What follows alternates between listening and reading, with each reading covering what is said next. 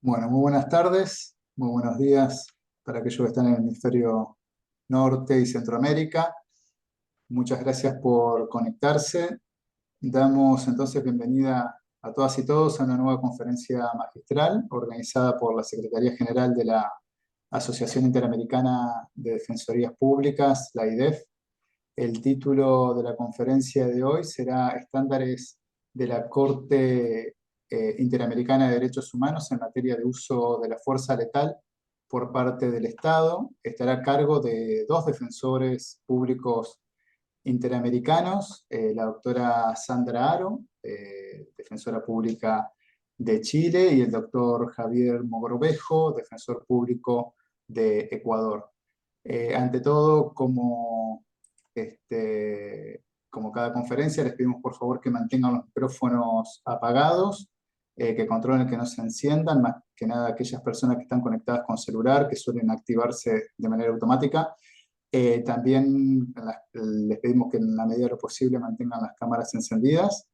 Luego, con respecto al certificado de asistencia a esta conferencia, les pedimos que completen sus datos en un formulario cuyo link ahora lo pegaremos en el chat, y el chat le pedimos que lo dejen liberado solamente para hacer comentarios o preguntas a los expositores, que al finalizar de sus intervenciones le vamos a dar lectura y a generar un intercambio con ustedes. Bueno, sin más, entonces, bueno, no me quiero olvidar también de agradecerles a todas las instituciones y asociaciones que forman parte de la AIDEF por difundir esta actividad en cada uno de sus países. Así que, bueno, damos inicio. La doctora Martínez no va a poder estar el día de hoy, la Defensora General de la Nación y Secretaria General de la AIDEF, así que voy a pasar a presentarlos yo a los expositores. Ante todo, bueno, la doctora Sandra Aro, como bien dije, ella es defensora pública de Chile, y ella fue defensora pública interamericana en dos periodos, del 2016 hasta el 2022. Fue, digamos, en el sentido que estuvo integrando el cuerpo de DPIs en esa fecha. Igualmente continúa siendo defensora pública interamericana para los casos concretos que todavía están en trámite, como el que van a hablar el día de hoy. Y por su parte, el doctor Javier Mogrovejo es defensor público de Ecuador, y es defensor público interamericano por 3 periodos, desde el año 2016 hasta el periodo que está en trámite, vigente hasta el año 2025. Ambos defensores públicos van a comentar el caso Casierra, Quiñones y otros versus Ecuador. Tanto la doctora Aro como el doctor Mogrovejo son defensores públicos interamericanos que defienden a las víctimas, en este caso, que tramita ante la Corte Interamericana de Derechos Humanos. Es un caso sobre, como bien planteamos en el título, sobre el uso de la fuerza letal por parte del Estado. Es un caso que tuvo sentencia condenatoria del Estado de Ecuador del 11 de mayo del 2022 por varias violaciones a los derechos humanos, pero fundamentalmente por el derecho a la vida y a la integridad personal, en tanto que declaró al Estado responsable por el fallecimiento de una persona, justamente Luis Eduardo Casierra Quiñones, y lesiones a sus hermanos. Así que bueno, sin más, le paso la palabra. Primero, en primer lugar, va a intervenir la doctora Sandra Aro, y luego el doctor Mogrovejo, que nos van a ilustrar sobre el caso, contándonos sus experiencias justamente desde adentro del caso. Así que, sin más, también con un fuerte agradecimiento, un gran agradecimiento por su tiempo, por estar aquí y por compartir las experiencias con todos los que están aquí presentes. Adelante, Sandra. Muchas gracias, Sebastián. Agradezco la presentación. También a todo el equipo que ha organizado esta actividad, por supuesto a Javier, mi compañero, y a todas las personas que están presentes esta tarde. Para nosotros tarde, en Chile ya son las 2 de la tarde. Y bueno, contarles un poco, Sebastián ya ha dado una introducción respecto del caso, que es el que motiva esta presentación. Y también contar que, bueno, yo fui en su minuto designada como defensora pública interamericana suplente en este caso. Y la verdad, siendo muy, muy honesta con el trabajo que hizo Javier, yo intervine de manera tangencial al final del caso porque uno de los defensores públicos interamericanos titulares abandonó la defensa pública y tuve que asumir, pero la verdad es que aquí el trabajo lo realizó Javier en todo el caso, la tramitación del caso, la relación con las víctimas del caso y por supuesto también en la audiencia de juicio. Eh, esta causa, como decía también Sebastián, hoy está en etapa de supervisión de la sentencia y allí por supuesto que hemos tenido que ver algunos temas que en realidad son en este momento menores respecto a todo el trabajo que se hizo en el caso, en el que se obtuvo un gran resultado para las víctimas, la familia Casierra, Quiñones. Bueno, y en ese contexto nosotros hemos estructurado esta actividad, esta presentación, eh, quizás tomando un poco la jurisprudencia de la Corte Interamericana en términos generales para dar un barniz de la jurisprudencia y de los criterios que se han entendido como necesarios para el uso de la fuerza y fuerza letal, por cierto, para que luego Javier cuente en detalle la aplicación de todo esto al caso concreto, al caso Casierra Quiñones, y ahí nos pueda ir mostrando este desarrollo y los resultados y por supuesto también la aplicación de estos estándares de la Corte Interamericana. Así que voy a compartir una presentación para ir mostrando lo que he señalado en diversos fallos de la Corte.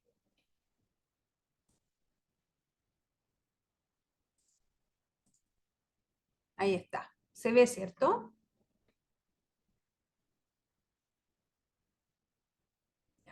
Bueno, como les mencionaba entonces, nuestra idea es primero hacer un barniz general respecto de los estándares de la Corte Interamericana en esta materia, tomando en consideración distintos fallos que son posteriores, por supuesto, al año 2000, ¿cierto? Donde se va analizando en distintos contextos el uso de la fuerza y fuerza letal en el sistema interamericano de derechos humanos. A ver, no puedo avanzar. Vamos a ver qué pasa. Ahí sí, perfecto. Ya.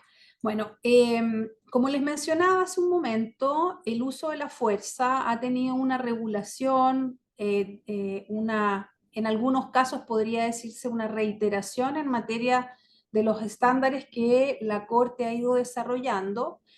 Y los primeros fallos el primer fallo que resulta de una importancia digna de destacar, ¿cierto?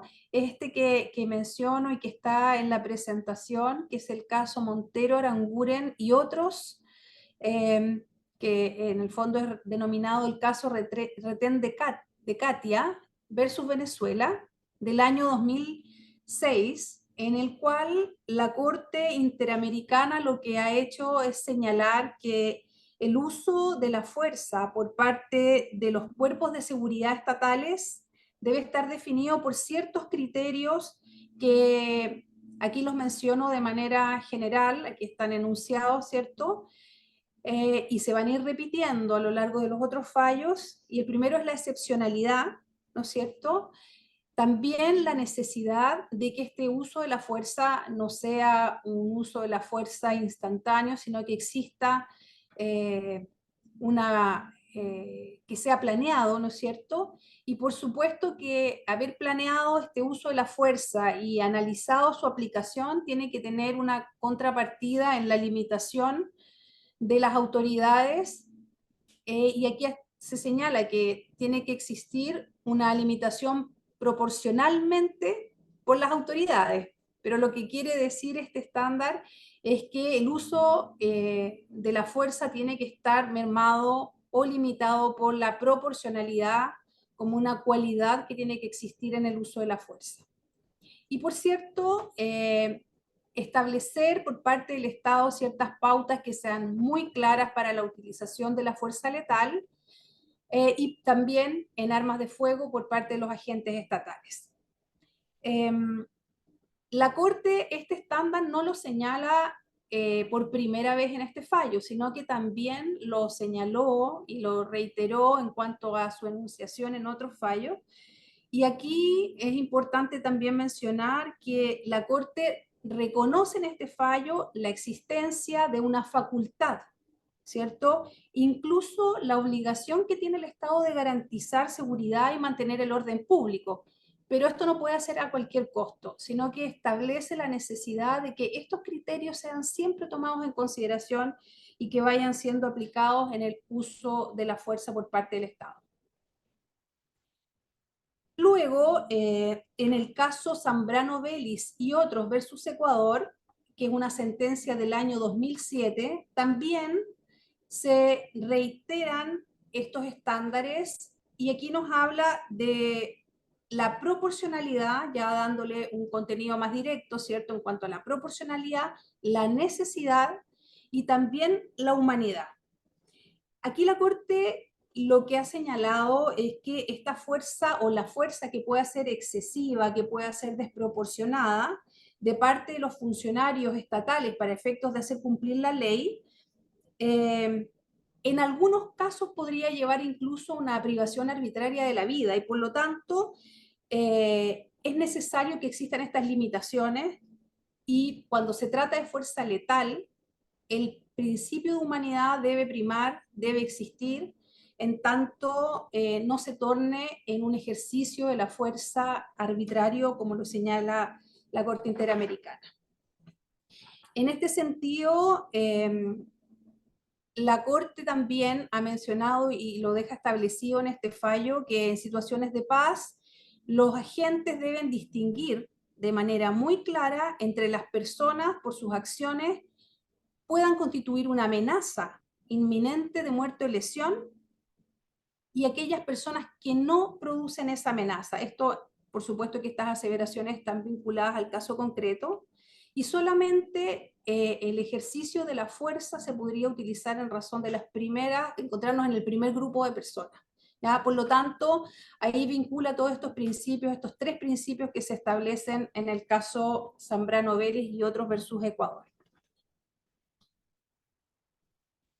Otro fallo importante, ya entrando ya un poco más reciente, ¿cierto? Que fue dictado en el año 2014, tiene que ver con el caso Hermanos Landaeta Mejías y otros versus Venezuela, del año 2014, como mencionado.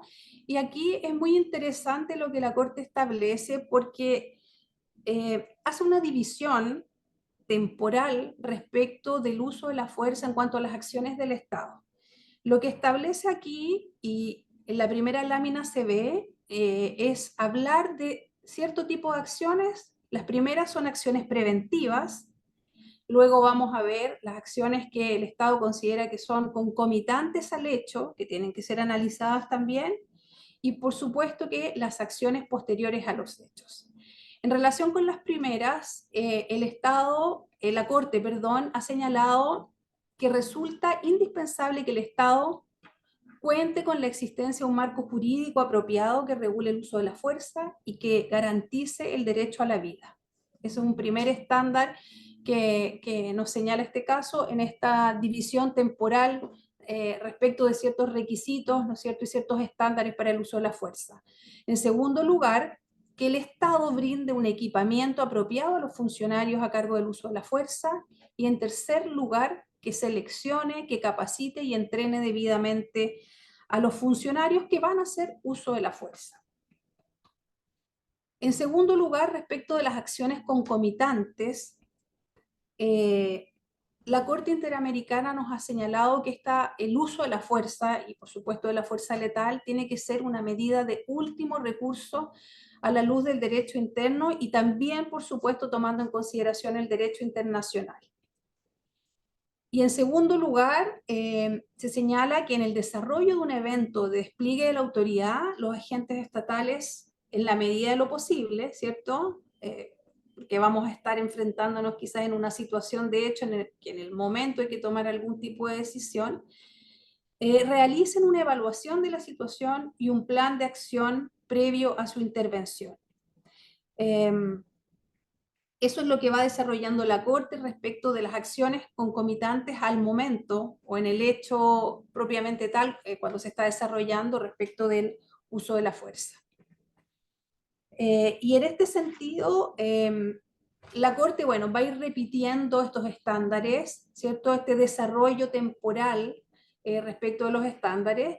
Y en el caso Espinosa González versus Perú, que es un caso que tiene que ver con una situación que ocurre en recintos carcelarios, también hace un análisis muy parecido respecto de esta situación temporal que debe existir, pero en lo novedoso, lo que establece es que el uso de la fuerza en establecimientos penitenciarios debe estar definido por la excepcionalidad, ¿ya?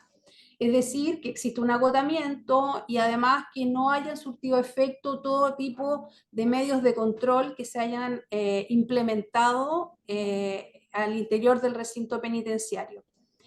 Y en este caso también hay un estándar adicional que establece la Corte, por supuesto que atingente al caso concreto, que va de la mano a la obligación de que en ningún caso la violencia sexual sea una medida que se utilice en el uso de la fuerza de las personas o de los funcionarios que tienen que ejercer el control y la seguridad al interior de los recintos.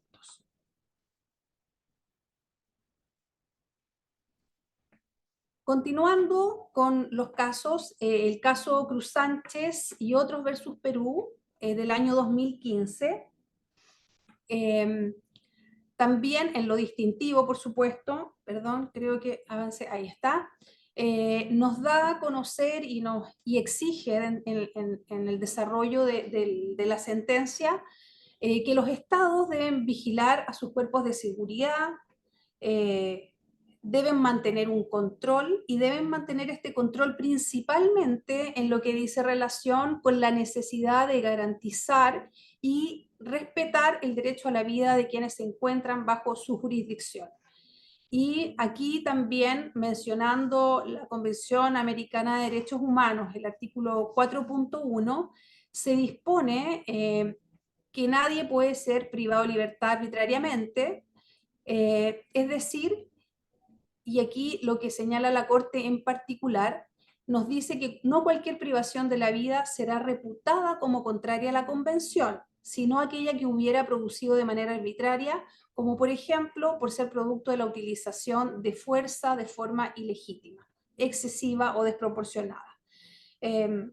Como se ve en esta síntesis bastante breve, ¿cierto?, de los fallos y de las citas y de la regulación más importante, siempre hay una referencia a los criterios de necesidad, de proporcionalidad, de humanidad y de excepcionalidad que la Corte ha ido fijando y que vamos a ver después cuando Javier intervenga, nos va a contar también del caso Casierra Quiñones, que por supuesto que ahí también se reflejan en gran parte estos estándares. En el caso Cruz Sánchez también, la Corte Interamericana ha señalado que el uso excepcional de la fuerza letal debe estar formulado por ley. Eso es lo que mencionábamos hace un momento, ¿no es cierto?, respecto de la necesidad, y lo señala así la Corte Interamericana, de una regulación, ¿no es cierto?, en el derecho interno y también, por supuesto, con respeto al derecho internacional. Y además señala la Corte que debe ser interpretado restrictivamente para que las circunstancias se vean minimizadas, ¿no es cierto?, no siendo más que el absolutamente necesario, así lo refuerza la Corte, en relación con la fuerza o amenaza que se pretenda repeler. Nuevamente reitera estos criterios que son para limitar y para restringir el uso de la fuerza letal. Y en ese sentido, es importante considerar que en este fallo también se hace una enumeración de los criterios que ya hemos ido mencionando y refuerza el criterio de legalidad, el criterio de absoluta necesidad y además el criterio de proporcionalidad. Por último, a modo de enunciación de estos fallos relevantes de la Corte Interamericana en materia de uso de fuerza letal, quiero mencionar el caso García Ibarra y otros versus Ecuador. Este caso también es del año 2015, donde reforzando lo anterior y también en algunas diferencias, ¿cierto?, respecto a los anteriores, la Corte ha sostenido que corresponde al Estado la obligación de proveer una obligación satisfactoria y convincente de lo sucedido y desvirtuar las alegaciones sobre responsabilidad mediante elementos probatorios adecuados. Evidentemente, ese es un estándar general respecto de los casos en la Corte, ¿no es cierto?, donde el Estado tendrá que proveer la explicación satisfactoria respecto de la no vulneración de los derechos garantidos en la Convención Americana y en otras normas, ¿cierto? Pero en este caso puntual también se hace un énfasis respecto de este estándar en relación con el uso de la fuerza letal. Y por último, lo refuerza también, lo reitera la Corte, en este caso del año 2015, en relación con los tres momentos fundamentales que deben existir en el análisis respecto del uso de la fuerza letal. En cuanto a las acciones preventivas, como lo mencionábamos con anterioridad, las acciones concomitantes a los hechos y las acciones posteriores a los mismos, ¿ya? En caso contrario, señala la Corte, si el uso de la fuerza no tiene una base, no tiene una apariencia de legitimidad o legalidad, no corresponde aplicar estos estándares al análisis de las acciones u omisiones estatales. ¿Ya? Bueno, en síntesis, como ya lo he repetido en varias oportunidades en estos minutos, los estándares de la Corte han sido en el tiempo bastante reiterados, han ido siendo un poquito más sofisticados respecto de ir creando también los subestándares, podríamos decir, respecto del momento del uso de la fuerza, y esos son los estándares que se han mantenido a la fecha, y como señalaba también en el caso Casierra, Quiñones, tienen un correlato, ¿cierto? Y ahora doy el pase a Javier para que cuente un poco respecto del caso, de la experiencia de haber llevado adelante esta materia tan particular en la Corte y por supuesto de haber logrado este excelente resultado. Muchas gracias. Gracias, buenos días con todos. Primero el agradecimiento a todas las autoridades de la IDEF. Muchas gracias por la oportunidad de poder conversar con ustedes y de poder compartir, pero más allá de eso, un atento y caluroso saludo desde acá, desde el Ecuador, a cada uno de ustedes que forma parte de la Defensoría Pública y que pertenecen a la institución más linda de la justicia y que día a día pelean por las personas más necesitadas. Así que de todo corazón a quienes hacen Defensoría Pública en todos lados, un abrazo caluroso. Bien, como bien había indicado Sandra, intervenimos dentro del caso Casierra Quiñones en contra del Ecuador, que hace sus hechos, hacen razón a el fallecimiento de unas personas que les voy a explicar a continuación.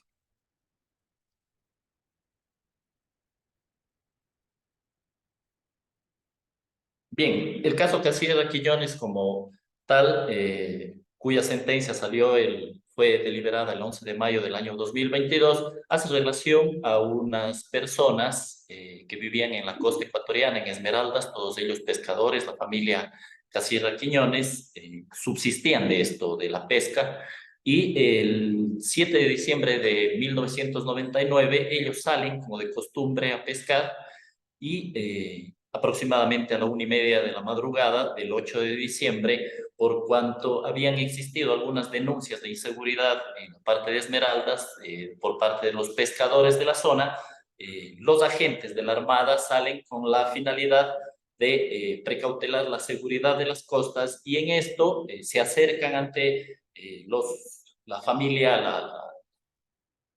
la embarcación de la familia Casierra, y obviamente lo que hacen es producir algunos disparos, hipotéticamente por considerar de que ellos eran piratas y de que robaban a los pescadores de la zona. Producto de este ataque por parte de la Armada, ecuatoriana,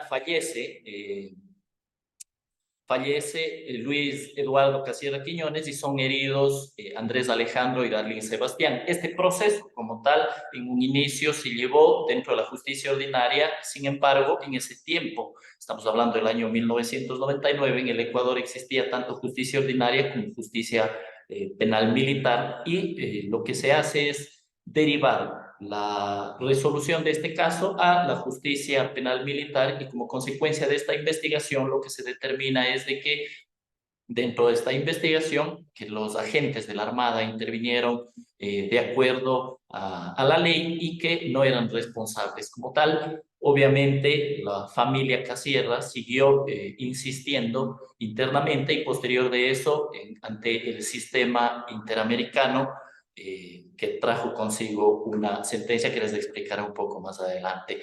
El proceso como tal se somete el 19 de junio del año 2020. Se presenta el informe de admisibilidad en el 19 de marzo del 2019. El informe de fondos sale el 12 de marzo del año 2019.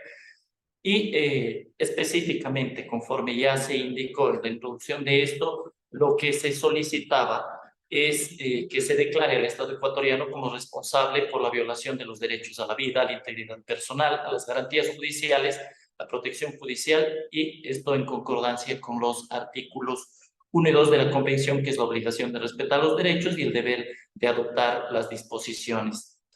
Hay algo particular dentro del Ecuador. Entre los años 1983 en adelante se produce una serie de violaciones de derechos humanos, y como consecuencia de eso, en el año 2007 surge la Comisión de la Verdad en el Ecuador con la finalidad de investigar todos estos casos. Y dentro de uno de estos casos se encontraba el caso de la familia Casierra Quiñones, que era el caso C94, en donde se determina ya por parte de la Comisión de la Verdad del Ecuador, y que así el Estado reconocía internamente, más no internacionalmente, de que la familia Casierra había sido atentada en contra de su vida, de su integridad, y obviamente que los responsables presuntos de esto eran los miembros de la Marina ecuatoriana. El procedimiento que se llevó ante la Corte, como ya había indicado Sandra, existió una designación inicial y posterior a eso, Sandra se sumó a la defensa. Dentro, ustedes pueden observar las fechas más o menos en las que se llevó el plazo de este proceso, y finalmente terminó con la audiencia el 11 de febrero del año 2022, y el 11 de marzo, posterior a eso, se presentaron los alegatos, y finalmente se presentó el 5 de septiembre la notificación. Aquí hay una particularidad, que dentro de este caso fue el primero en el cual la Corte Interamericana decidió hacer una notificación mediante una especie de pequeña audiencia, en donde notificaba al Estado y a la comisión y a las víctimas la resolución. Este caso fue el primero en el que se realizó esto. Ahora, dentro de este caso, el Estado presentó dos excepciones preliminares. La primera de ellas hacía relación a que en el informe de fondo el Estado, la comisión no había determinado violación al derecho a la propiedad, por cuanto se había destruido la embarcación que pertenecía a la familia Casierra, y como no se incluyó eso y nosotros como defensores solicitamos esto, obviamente presentó una excepción preliminar en este sentido, y el segundo hizo relación a el marco fáctico en el cual se explicaba esto. Como ya les había yo mencionado, que en el Ecuador se dio una serie de violaciones de derechos humanos en esas épocas, y como consecuencia de eso el Estado alegó de que el contexto en el cual nosotros habíamos ubicado este caso no pertenecía. Lo que la Corte determinó es de que el marco fáctico se encuentra constituido por los hechos que estaban en el informe de fondo, y que no desestimaba el alcance del informe final de la Comisión de la Verdad, donde sí se había incluido al caso Casierra Quiñones. Como prueba, nosotros presentamos las declaraciones de los miembros de la familia Casierra y algunos testimonios, asimismo como el informe pericial de la Comisión de la Verdad, y también los informes médicos que determinaban el estado de salud de los miembros de la familia Casierra. Se dan estas declaraciones, se hizo este análisis, existía una contradicción entre los miembros de la Armada, obviamente con los miembros de la familia Casierra Quiñones. Los miembros de la Armada obviamente mencionaban de que lo que ellos hicieron es actuar conforme la ley, que las condiciones climáticas no permitían visualizar de una manera adecuada la embarcación, que en hipótesis ellos no se habían detenido, pero que hay algo particular, que es el hecho de que el momento en el que son detenidos la familia Casierra, no se encuentra ningún tipo de arma en esta embarcación y tampoco ningún tipo de casquillo que pueda determinar que en efecto desde esa embarcación se habían producido disparos. En el fondo, como ya un poco les había mencionado, se analizó esto dentro de este caso, el derecho a la vida y a la integridad personal, y el Estado ecuatoriano en cierta forma determinaba que sí existía participación de los agentes, mas no aceptaban ellos de que existía aquí un uso adicional, un uso irracional de la fuerza. También se discutió respecto, como ya les había mencionado, al derecho a la propiedad privada, y lo que la Corte determinó en este caso es de que el uso que había sido realizado por parte de los agentes del Estado, así como la violación al derecho a la propiedad de la embarcación, iba a ser de esto un análisis, pero posterior a ello determinó que no existía una violación como tal al derecho a la propiedad privada. Ahora, lo esencial y que es un poco lo que nos une en esta conversación es el hecho de analizar dentro de este caso el tema del uso de la fuerza letal por parte de los cuerpos de seguridad del Estado. Y en este sentido, lo que hay que determinar son las circunstancias, ¿no es cierto? Tenemos unas circunstancias en alta mar, bajo condiciones climáticas poco favorables, en una oscuridad total por la hora en la cual se estaba realizando esto, y dentro de eso la Corte hace un análisis en esto, y aquí es importante uno de los casos que bien mencionaba Sandra, que es el caso García Ibarra y otros versus el propio Estado ecuatoriano, en donde se analizó no solo la existencia de la legalidad, de la finalidad legítima, de la absoluta necesidad y de la proporcionalidad, sino que aquí también la Corte, el análisis que hace es en cuanto a exigirle al Estado dos situaciones. La primera, que justifique de una manera adecuada por qué pasaron así los hechos, y segundo, que aporte la prueba adecuada para determinar que en efecto las cosas son como el Estado alega. De este análisis que hace la Corte, determina de que no se cumplía en el tiempo en el cual sucedieron los hechos, el principio de legalidad, que adicional a esto, dentro de la finalidad legítima, no se cumplió con esto, porque si bien la Armada y el Estado ecuatoriano mencionaban de que actuaron con la finalidad de precautelar la seguridad de las costas ecuatorianas, no se llegó a demostrar en efecto que los pescadores de la familia Casierra constituían como tal un peligro real y que eran ellos quienes estaban haciendo los hechos por los cuales se había iniciado este tema de patrullaje en las costas. Dentro del análisis de la absoluta necesidad, determinaron que fue excesivo el uso de las armas. Primero hablábamos de armas de combate, armas que son utilizadas para la guerra, que fueron disparadas muchísimas veces. Se encontraron más de 19 agujeros en la embarcación de la familia Casierra, y eso determinó que no, el medio utilizado por parte de la Armada ecuatoriana, pues obviamente no era el menos gravoso. Y finalmente la proporcionalidad, que hace relación también un poco al tema de la necesidad de la utilización, se determinó por lo ya explicado, por el tipo de armas, por la cantidad de disparos, por la no reacción de parte de los pescadores de la familia Casierra, de que esto no fue proporcional. Ahora, dentro del análisis de las garantías judiciales y de la protección, conforme ya les había ustedes explicado que el caso en un inicio se inicia, que el caso en un inicio se lleva a través de la justicia ordinaria y que posterior a esto se hace por intermedio de la justicia ni penal militar, lo que se determinó por parte de la Corte es que la justicia cuando es llevada de esta forma, pues obviamente es violatoria a la convención, primero por la forma en la que se tramitó, segundo el tiempo y por supuesto por esta justicia ser contraria a la convención. De la misma manera, aquí ya se determinó la violación por parte del Estado ecuatoriano a la vida de Luis Casierra, pero también se determinó la violación a la vida, la violación a la integridad personal de Andrés Casierra y de Darling Sebastián en el contexto de los mismos hechos.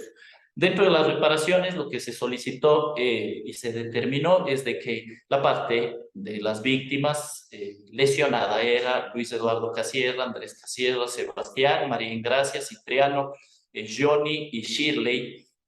Se estableció la obligación de investigar por parte del Estado, no existía la determinación, una formulación de cargos dentro del presente caso para establecer obviamente la responsabilidad de los agentes estatales. Se solicitaron también medidas de rehabilitación, medidas de satisfacción, como la publicación en el diario, la publicación de el resumen, las medidas de no repetición en lo relativo a establecer de que el Estado adopte dentro de sus procedimientos internos las disposiciones legales pertinentes, y es eso lo que hace valioso este caso, que ya les explicaré un poco más adelante.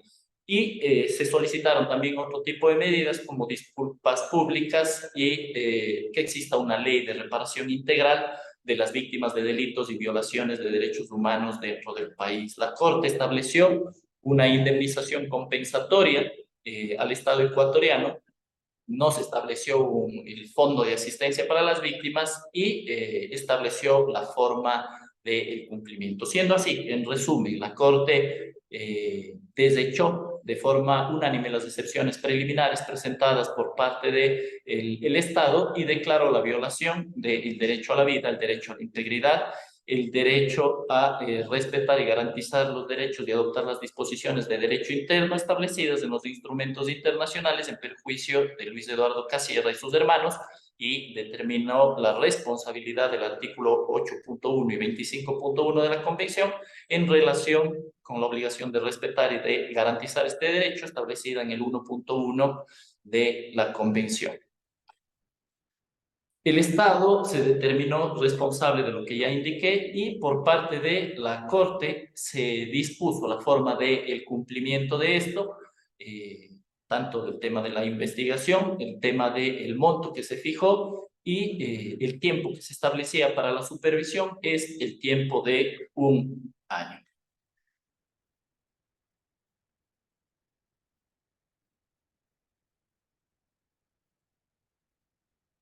Bien. De esto que les acabo de explicar, obviamente voy a indicar por qué fue relevante esto para el país. Como ustedes se acuerdan, la sentencia sale en septiembre, se publica como tal en septiembre del año 2022. Sin embargo, en este propio contexto que se presentan las cosas del Estado ecuatoriano, el 22 de agosto del 2022 establece la ley orgánica que regula el uso legítimo de la fuerza, relativo a este caso. Obviamente, como consecuencia de este caso, el Estado ecuatoriano, tomando en consideración cuáles eran las circunstancias, estableció la ley, y posterior a eso, el 2 de junio del año 2023, es decir, hace pocos días, se estableció el reglamento de la ley orgánica que regula el uso legítimo de la fuerza. Es decir, el trabajo que se realizó, la determinación de el uso exagerado por parte de los agentes estatales, trajo consigo un cambio normativo dentro del Ecuador con las leyes que bien establecido. Ahora, en cuanto al cumplimiento de las sentencias, hasta el momento tengo que indicarles que el Estado ecuatoriano ha pagado ya los montos establecidos, ha publicado la sentencia. Sin embargo, existen dos trabas bastante complejas hasta el momento. La primera de ellas, que hace relación a la investigación y la determinación de los culpables de este hecho, y el segundo, en la atención médica oportuna que ameritan los familiares de víctimas del presente caso. Entonces, ¿por qué? ¿Cuáles son las circunstancias que hacen complejo al tema de la investigación en este caso particular? Como bien les había indicado a ustedes, existe como tal unas circunstancias de obscuridad, de poca visibilidad, y adicional a eso, lo que la Fiscalía, obviamente no puedo hacer mayor análisis de esto por encontrarse en una investigación previa, ha determinado es de que no cuenta con la posibilidad de determinar quién de los 3 agentes fue el que realizó el disparo mortal en contra de Luis Casier. Siendo así, este es el aporte que se ha presentado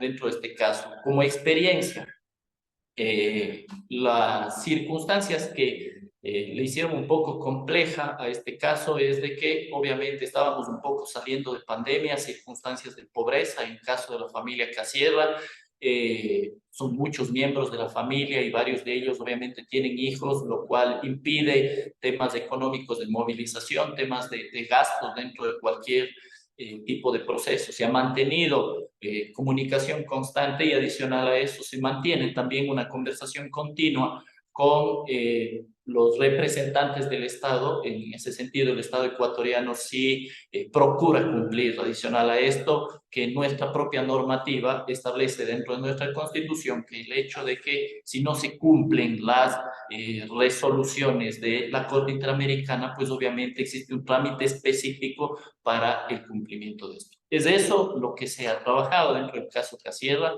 Obviamente refuerza los criterios ya mantenidos por parte de la Corte. Para el Estado ecuatoriano fue beneficioso por cuanto produjo un cambio normativo y obviamente sigue desarrollando los parámetros de la jurisprudencia en estos temas relativos. Eso es lo que les quería compartir y obviamente quedamos atentos a cualquier pregunta que se quiera realizar. Bueno, muchísimas gracias, tanto Sandra como Javier.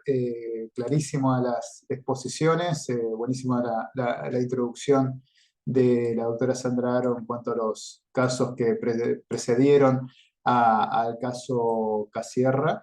Así que muy ilustrativo. Después cómo este mismo tipo de hechos es tratado por la Corte en este caso y que bien fue expuesto por el doctor Javier Mogrovejo, así que muchísimas gracias. Hay, bueno, una pregunta de Cira Martínez, compañera de ustedes como defensora pública interamericana por Argentina. Creo que me acaba de entrar otra más.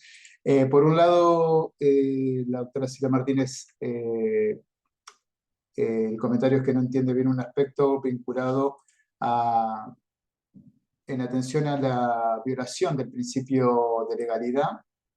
¿La Corte ordenó adecuación normativa o la ley es independiente de la orden de la Corte? Y además, si la adecuación normativa fue ordenada, ¿la Corte ofreció parámetros para hacerla? Después una segunda parte también de Silvia, la agrego ahora. Es otra duda, como verán también ahí en el chat. Otra duda, ofrece la sentencia parámetros para evaluar el principio de proporcionalidad en esta materia tan particular y otro tanto con el principio de humanidad. Les paso la palabra para que hagan sus comentarios. Bien, un gusto saludarte, Silvia. Un abrazo. En relación a lo que se nos consulta, la Corte, en efecto, lo que dispuso es de que por parte del Estado exista una adecuación normativa y lo que estableció es que se tiene que respetar los parámetros que ya se han venido desarrollando en lo relativo a legalidad, proporcionalidad, absoluta necesidad. Fue eso lo que se pidió por parte de la Corte, no estableció parámetros adicionales a esto. Incluso un poco, como ya les había explicado, un poco antes de que salga la sentencia como tal, salió ya la ley acá en el Ecuador respecto al uso legítimo de la fuerza y digamos que esto ya se ha cumplido por parte de la Corte y esto fue por parte del Estado y esto fue reforzado, obviamente, con el reglamento de la ley orgánica. Eso es en cuanto a lo preguntado por parte de Silvia. Muchas gracias, Javier. No sé si Sandra querías agregar algo o pasamos a otra pregunta. Otra pregunta de Marina Bonino. Consulta si este caso es un caso aislado en Ecuador o pudieron verificar que existan hechos similares sin resolución. Ahí más que nada para Javier. Sí, no es un hecho aislado. Conforme ya les había indicado, en el Ecuador existe la Comisión de la Verdad y aquí se han investigado varios de estos casos. De lo que presentó Sandra, 3 de los casos que presidieron al Estado Cacique Quiñones han sido determinados por la responsabilidad del Estado ecuatoriano, en donde existía determinado tipo de intervención por parte de los agentes, siempre basado en este tema de seguridad, en donde...